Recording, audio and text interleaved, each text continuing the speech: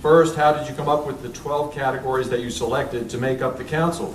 I've lived here and been active in the community for about 30 years and don't ever remember hearing people complaining about being misunderstood or mistreated because they were Northern or Southern European or Far East Asian or most of the other categories.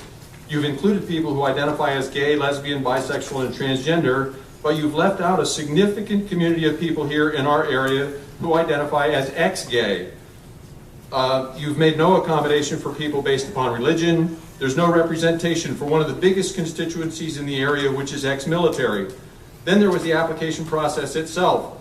First there was a deadline to apply, and then there was a new deadline. Next, we were told at a recent commission meeting there were 18 people were going to be selected. That would be 2 each from 9 categories. But with investigation, I found out that there were actually going to be the original 12 categories that were going to be filled. Finally, the ranking of the applicants was farmed out to an organization that has no connection to Hillsborough County. I have to ask if you all really thought this through before you voted for it. Next, I want to thank Commissioner Higginbotham for bringing forward the packet of important life decisions forms.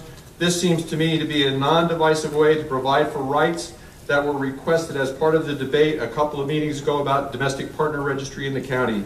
The proponents of the registry were nearly unanimous in their assertion that the registry was all about granting rights to unmarried couples. If that was, in fact, their motivation for lobbying for the registry, then they should be here applauding this agenda item.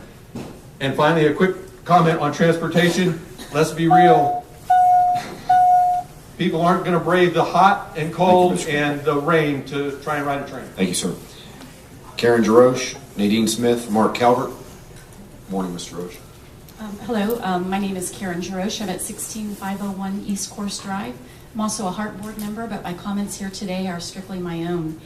And I just want to talk about the Metro Rapid that Mr. Roberts spoke of. When I joined Heart, I was a critic of the $1.2 billion rail plan that was either going to go from downtown to USF or from downtown to West Shore.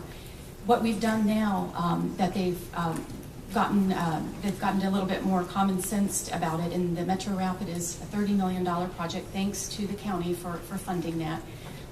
But they were able to come under cost. They returned $5 million back to the county.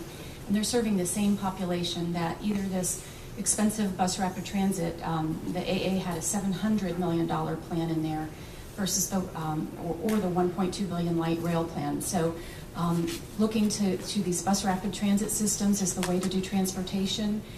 This one happens to use a mixed lane. It doesn't have a dedicated lane. Therefore,